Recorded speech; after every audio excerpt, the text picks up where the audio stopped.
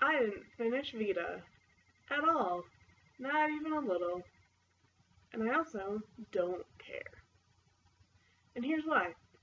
I don't have an audience on YouTube, really. A few of my friends watch some of my videos, but I do it for myself. And I was not enjoying VEDA this year as much as I have in years past, and so I just decided, you know what? I'm just not gonna finish it. And I don't need to make any excuses, and I don't have to give any reason, but that is the reason, is I just wasn't enjoying it, so I decided to stop. And now it's May 2nd, but I do want to do my April reading wrap-up for the month, because I do like doing those, and I read a lot in April. So here is what I read. These are not in the order that I read them, but Afterworlds by Scott Westerfeld. This book is heavy.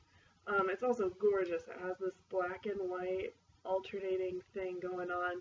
And this is the story of a girl who writes a novel, but then half of the story is her novel, and half of the story is the story of her like moving to New York and becoming an author and that kind of thing, and it was great. I loved it. I loved her story and the novel both.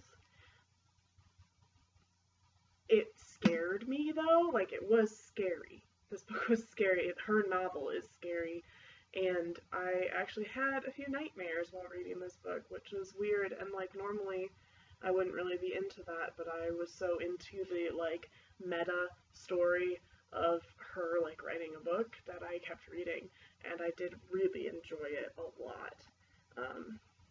You gotta love Scott Westerfeld, I mean, really. But yeah, it was great and fun but scary. Okay, let's put these all together.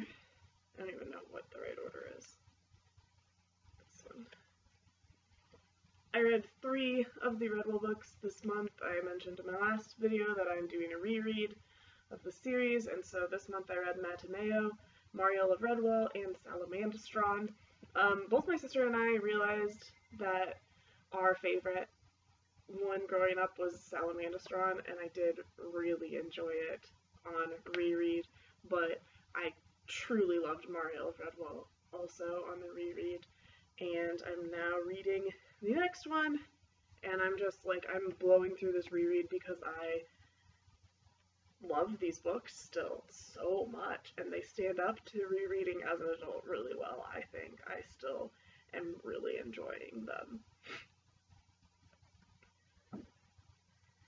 I also finished, this is actually the first book I finished in April, I finished The Shadow Rising, which is book 4 of the Wheel of Time series by Robert Jordan, and I loved it. All of the things happened in this one, and I was like, too much, so much is happening. And I'm borrowing these as I read them from my friend Kelsey. We've been mailing them back and forth and stuff, and I do have the 5th one, but I feel like I'm not ready to start it because so much happened in this one. And I just gave me a little break from everything, but I do really love this series.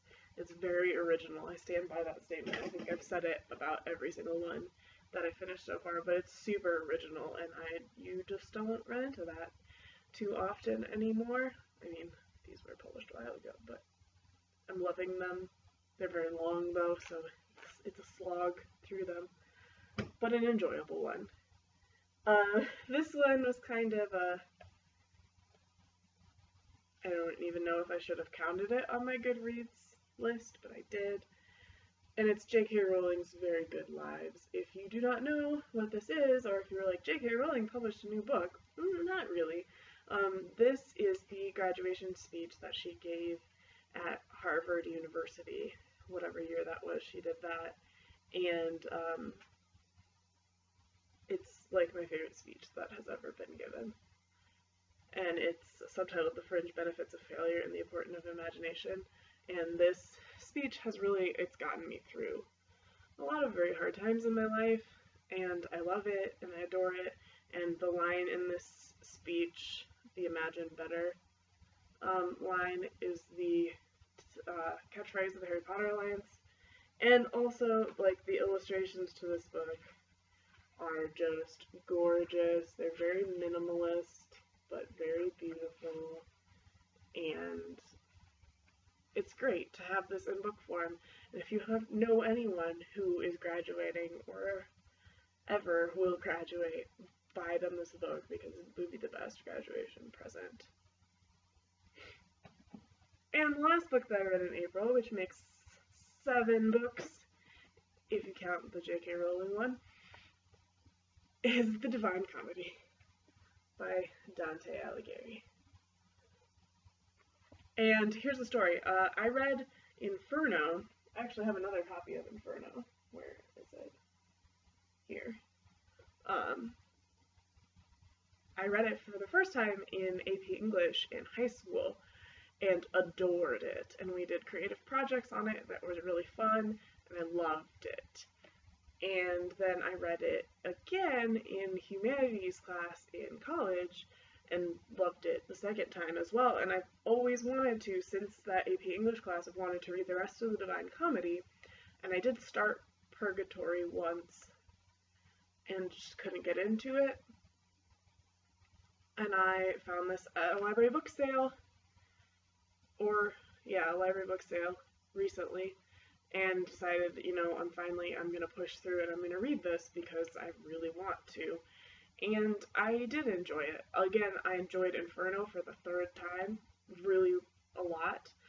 I didn't like this translation as much as the other one that I read the other 2 times. This is a prose translation, so it doesn't preserve the verse of it, which, I don't know. Purgatory was also very good. Paradise was awful, which I think is ironic. It was so boring and so repetitive, and I think it was just because, Dante didn't really know how to portray paradise. In the end, what do you write about heaven? And that was a fail for me. So the last third of the book went very slowly, but my goal was to finish it this month, and I did that, so that was exciting. I'm proud of myself. And I don't know if you can see, this is my TBR pile of books that I own that I need to read, and there's only 2 books on it, which is pretty cool.